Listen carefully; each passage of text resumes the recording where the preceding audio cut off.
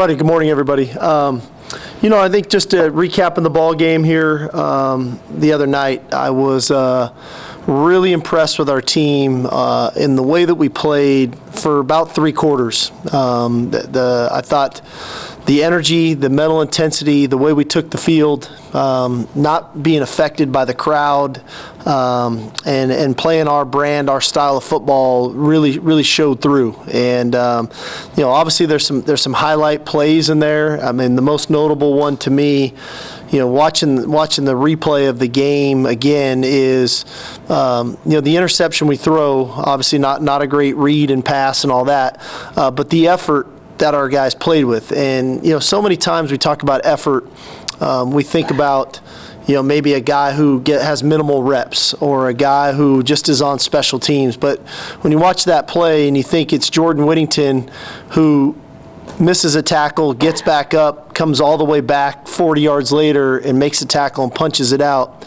And Xavier Worthy, who was the intended receiver, who a guy's laying on top of him at the opposite 20-yard line to sprint himself back to dive and recover that fumble, I think is just indicative of the character of this team, the culture of this team. When those two guys are playing that way, I think that sends a pretty easy message to everybody else of what's the standard in the way that we play the game. And so I was really encouraged by that. Naturally, the fourth quarter, we didn't play very good football, and that starts with our ability to continue to motivate the players to have the right mental intensity.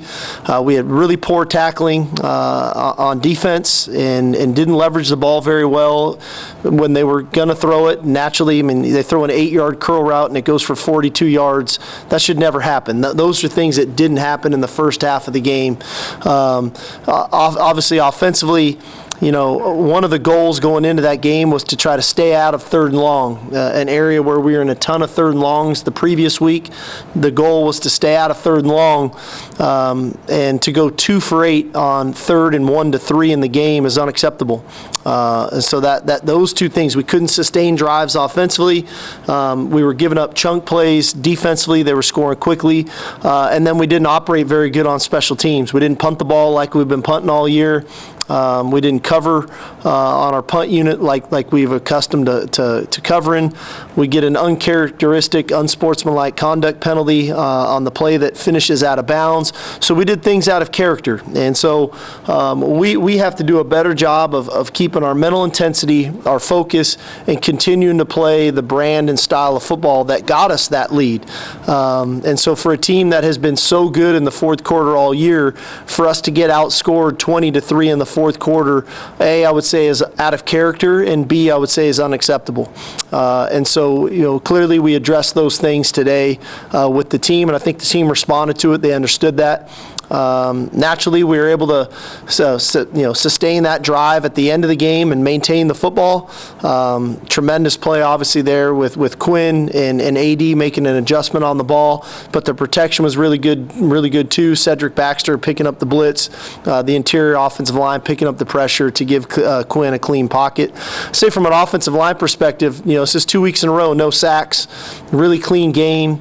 I thought they protected the quarterback well. We ran the ball pretty effectively. Really nice job on the screen to Jonathan. But we've got to be better, all-encompassing. Coaches included, offensive line, tight ends, runners, in our short yardage situations. We pride ourselves around here on being able to run the football when the opponents know we're going to run the football. And we just haven't been great at it, but we'll continue to work on it. Like I've said earlier, championship teams get better as the season goes on, and there's always room for improvement. And everybody's got room to improve on our team, and that's clearly an area where we've got to drill down on and improve upon. Naturally, losing Jonathan for the season is a tough blow for us. I've said this about a couple other backs that were here before him, but I think the one thing that probably stings most for us as a team is the teammate that Jonathan Brooks is. He's a better person than he is football player, and he is a heck of a football player. He's a great runner.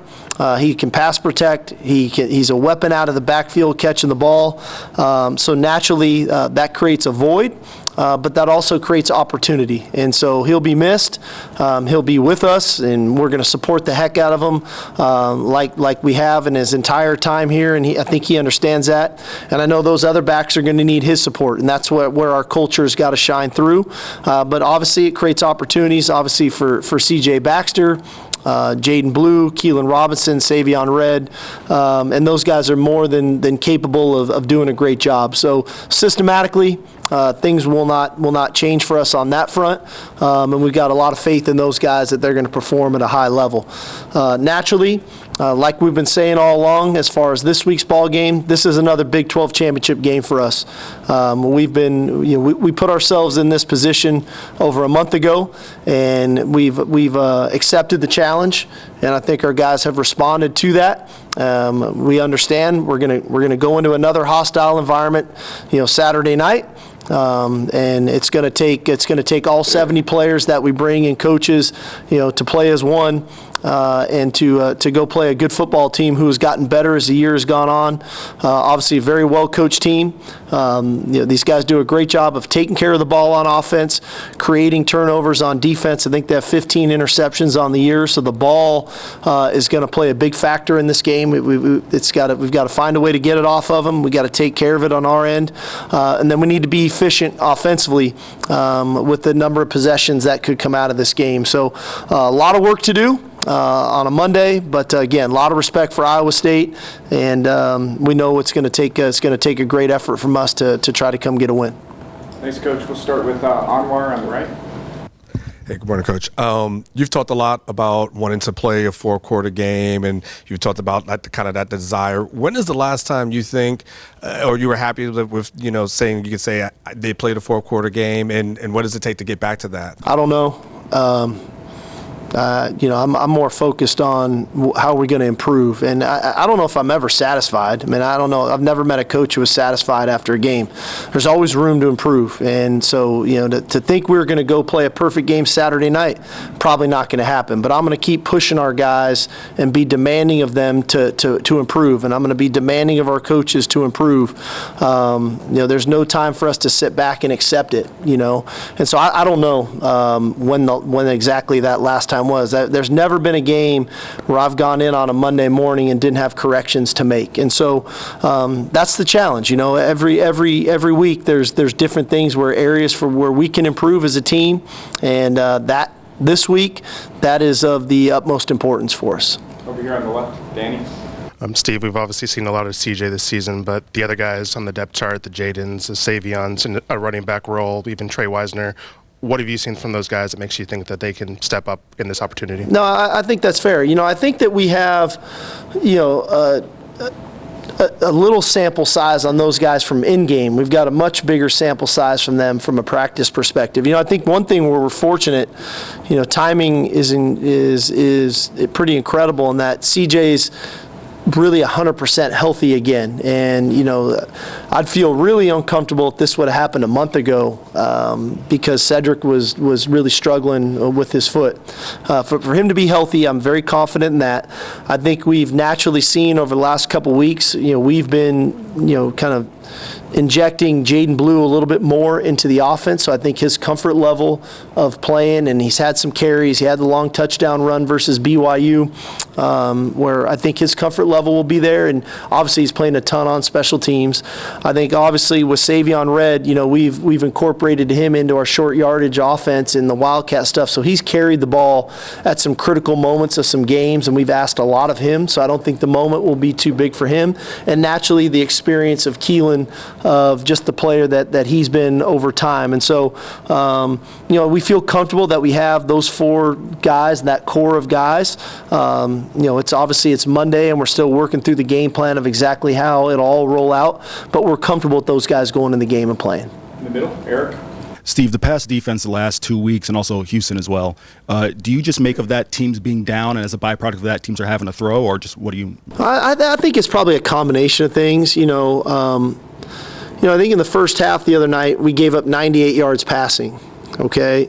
In the second half, we give up 200 and something yards passing, and why is that? We're looking at, did we call it as aggressively? And I think there's something to be said about that maybe we can stay a little bit more aggressive.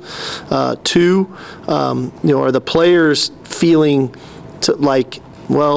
they're behind, let's make sure I don't give up a big play, and they're looking at the scoreboard, they're watching the clock. We've got to maintain the mental intensity and focus of we're trying to be a dominant defense.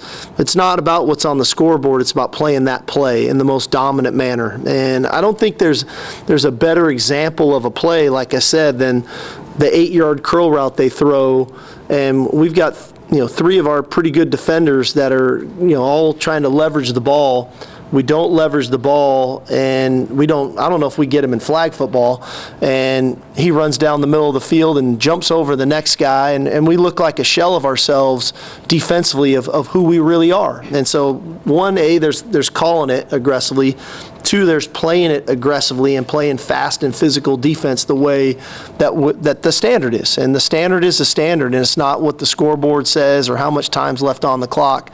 And so, I think in the end, when you start to play not to make a mistake, not to give up plays, naturally you're going to start to give up plays, and you're going to start to drift in coverage and let people get open. And so we need to stay aggressive in our play calls. We need to stay aggressive in our style of play, and we need to play a physical brand of football. And I think that's something that has starting and slowly have become a trademark of ours, that we try to punish you, we try to punish quarterbacks, we try to punish runners, we try to punish receivers when they catch the ball, and we did not do that in the fourth quarter, and it looked like 7-on-7 out there.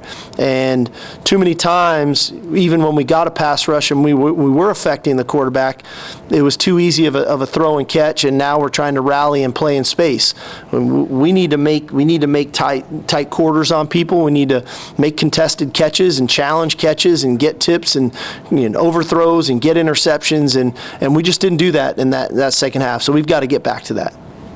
Next on the left, Thomas. Coach, you mentioned AD. What aspect of a receiver's game who's new to your scheme kind of takes the longest to develop?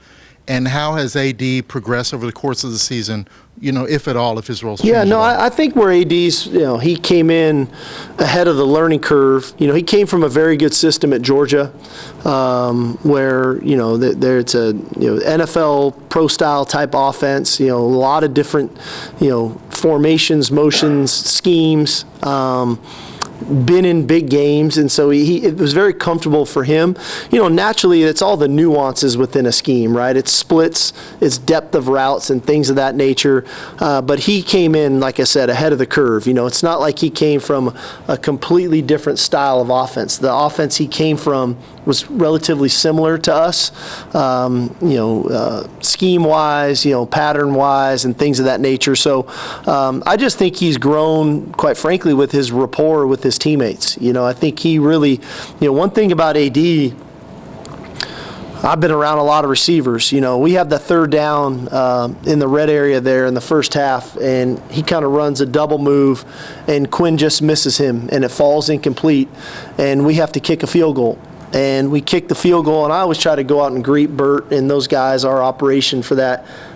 Well, AD's out there chest bumping Bert for making the field goal. And I've been around a lot of receivers when they don't get a ball thrown to them the way when they feel like they were open, and they come to the sideline and they're upset, and understandably so. Man, the receivers, they want the ball. But that guy, being the teammate that he is, and being on a championship level team back-to-back years, he knows that how much the team matters, and he's out there celebrating with the kicker. And so I think that in and of itself speaks volumes to who's AD Mitchell and what he's about. And so we're fortunate to have him. He's got great playmaking ability. The moment's never too big for him. He showed that at Georgia, having caught a touchdown pass in 4 straight, CFP playoff games. And the other night, 3 catches, but think about the 3 catches. Fade for a touchdown. We're backed up on our own 2-yard line. He makes a toe tap catch on the sidelines to get us out of our own end zone, and then the fade there on 3rd and 12 to seal the victory. So, the week ago was 100-something yards. This week, 3 catches, but man, they were all big at critical moments. In the middle, Kirk. Steve, when you went to Iowa State the first time, didn't go real well. For half, it was okay. Well, their defense is a little bit unique and distinctive. And have they changed any? And what makes their defense so effective? I think, there's been a trend here probably over the last 7-8 years when Iowa State was really the pioneers of the 3-3 stack defense. And when they went to it, it was kind of an anomaly of what is this? And naturally, teams in the Big 12 gravitated towards that style of defense. And now in our conference, this is going to be our third straight week of facing that same structure of defense. Kansas State plays it, TCU plays it, and now Iowa State plays it. So it's become a little bit more of the norm. I think at the end, they all have their own twist to it, right, and their style of which they do it. I think what Iowa State does is they probably play it at its most purest form. They really stick to it. They believe in it. Now, they do a nice job of disguising and tying together the intricacies within the scheme, the disguising of coverages, the pressures based on formations and personnels, but they know it so well, and all of those players have grown up in it. They've had to go through some of the growing pains when you put something new in. They did that years ago. So you have to be very detailed. You have to be very deliberate in what you're trying to do.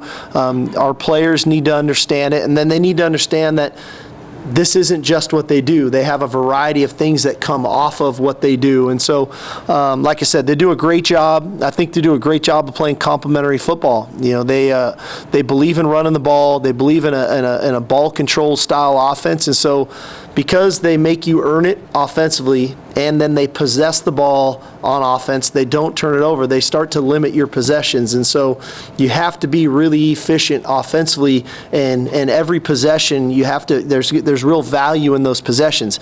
It's different than when you're playing a TCU who still runs that defense, but their offense is going as fast as they can go. So you end up with 75 plays like we had the other night. Then you can live through some of that. These guys, we may get 50, 55 plays Saturday night, and so we need to make sure that we make the most of those opportunities and make them count. On your right, Joe. Your offense asks CJ to do a lot of different things he didn't have to do in high school. How have you seen him improve in some of those aspects this year? And then also, what can we expect maybe with more opportunity from Keelan in the coming weeks? Yeah, no, I think one thing that CJ is that you learn about a young man in recruiting, and then as you get him on your campus and you get to know him, he's a really mature young man. He sees the world in today's society with young people who are the 5-star recruits coming out, that it's all about me, and how can I get this and how can I get that. He was never that way. He was about opportunity. He was about style of offense and scheme, and I think that's where we fit. He was about development and coaching, and since he's gotten here, his work ethic has been tremendous. If he's not unparalleled, I mean, he's right there at the top, 2 or 3% on our team from a work ethic standpoint, and really wanting to learn and wanting to get better. Naturally, pass protection is always probably the biggest thing for a young man making the transition from high school to college, and then from college to the NFL. Picking up pressures and blitzes and things of that nature. And that's what probably excited me the most on that last play on 3rd and 12, when we throw the ball to Adonai Mitchell. Cedric Baxter is picking up a safety blitz off the weak side, and not on accident. I mean, he went and met the safety and kept a really clean pocket. And so we're seeing the growth in him of the overall player. Naturally, there's going to be more opportunities for him. For Keelan, it's the change of pace, right? I mean, he plays the game so fast. That's why he's so effective on special teams. And you think about him as a gunner. You think about him at corner on punt and taking away gunners. You think about him as a kick returner. There's a lot that he brings to the game, and quite frankly, that's what he brings to us offensively, is that change of pace, change of speed, where he can create explosive plays that way. Here on the far left, Cedric. Hey, Steve, how's Quinn today physically in practice after his first action, and now that JB's out, are you comfortable with going Eric Coryell if you have to? Man, I haven't heard Eric Coryell in a long time. That was back in my neck of the woods, man. Don Coryell, Dan Fouts, Kellen Winslow. So for us with Quinn, I think naturally he was a little sore, but he threw today and operated and did fine. I think naturally as the weeks go on, if we can continue to protect like we did the other night, he's only going to continue to get better and get more healthy. We go into every game doing what we think we need to do to win the game. And then in game, we make adjustments predicated on what we think we need to do to win the game. The other night in the fourth quarter, when they were scoring so fast and I felt like the momentum had really slipped out of our hands, I got the ball and basically said, we're going to run it every down, and if we get a field goal, we get a field goal. If we score, we score, but we're going to slow this game down.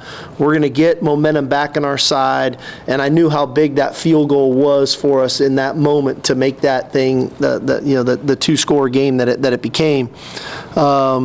And so you go in with a plan, and we're more than comfortable if the plan needs to be that we need to throw it around. We're more than capable. Our offensive line's more than capable. Quinn's more than capable. Obviously, receiving core, tight ends, things of that nature. But every game is different, right, of how people are going to try to defend us and what we need to do, and then making those adjustments in game to ensure that we're putting our team in the best position to win. And that doesn't, sometimes that's not always the sexiest thing to do, to try to win the game. But ultimately, when the dust settles and stats and everything, man, there's one stat that matters the most. Is it a W or an L? And we just keep trying to stack W's. On your far right, Bob. Saturday night, you mentioned that killer instinct for your guys. In your coaching staff and your self-evaluation, what are you seeing in these second half leads that you maybe want to change, losing these second half leads? Yeah, well, I think they're different. You go the Kansas State game, how did they get back in the game? We gave them the ball inside our own 20-yard line twice, right? I mean, and we got a punt blocked. And so we gave them a short field. They were able to score quickly. This game, they were getting play yards in chunks, and they were able to get down the field and score. But how do you get back into a game when you're behind by 20 points? You get quick scores. And so we have to minimize their ability to score quickly on defense, but yet still remain aggressive. We can't let people get comfortable, and I think that we let them get comfortable. On the flip side, offensively, we have to possess the ball. And how do you possess it? One, you don't turn it over. Two, you extend drives on third down. And turnovers 2 weeks ago, not converting third downs the other night, third and makeables, third 1, 2, and 3s. I mean, that's what you ask for as a coach. And to go 2 for 8 in those scenarios, that's not good enough. We need to have a better plan, and then we need to execute the plan better.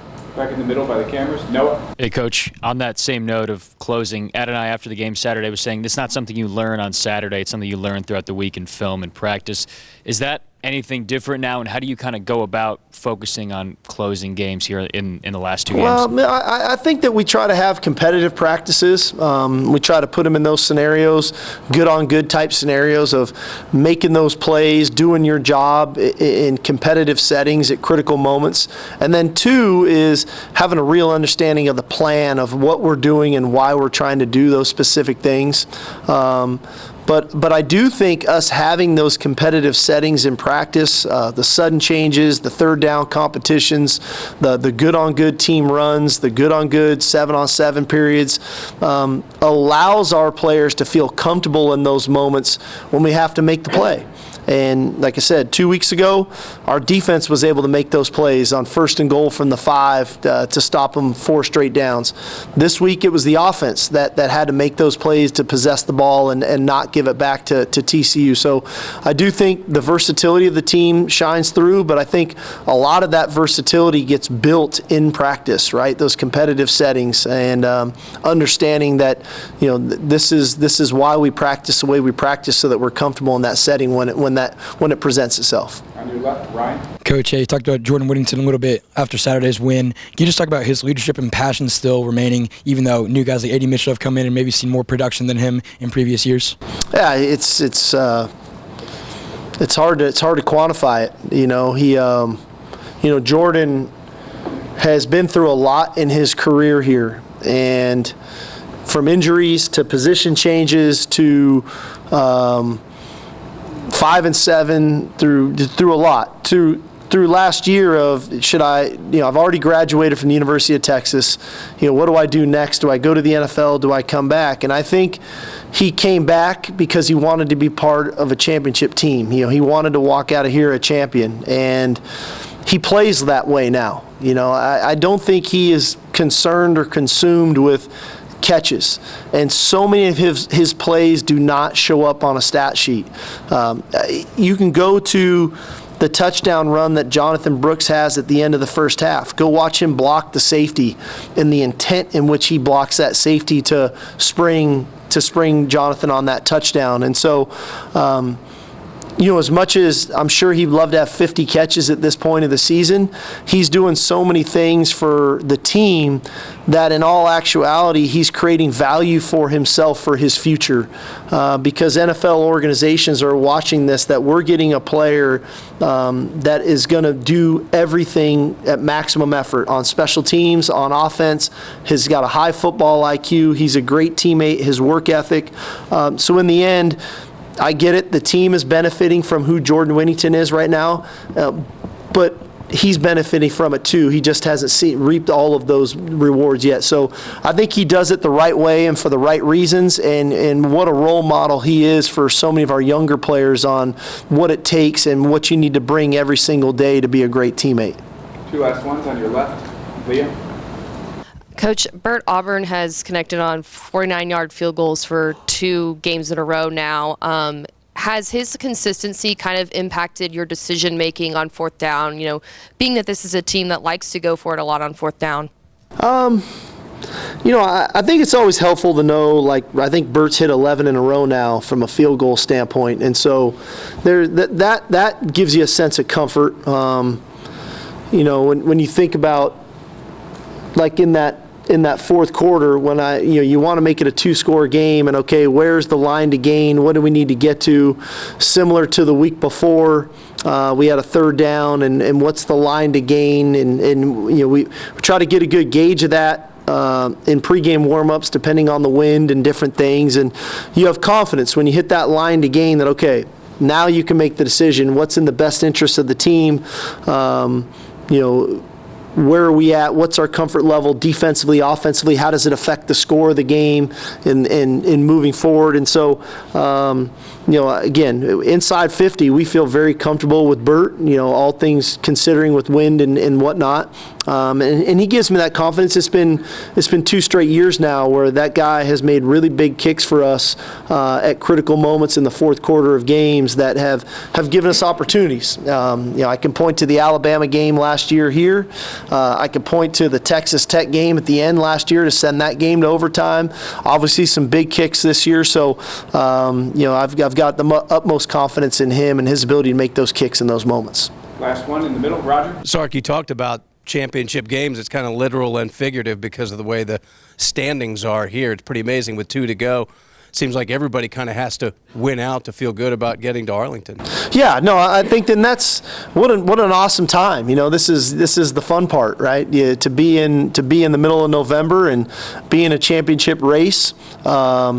I think that our guys have handled it well up until this point. Like I said, we've been walking into road stadiums and understanding the environments are hostile as anything, and we still have this on our chest. It's still our last year in the Big 12. We understand all that, but now there's championship game implications, and I think that our players have really responded to it, and we showed great poise, great composure.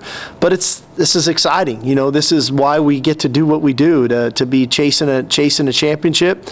And I know that our players are looking forward to another opportunity Saturday night.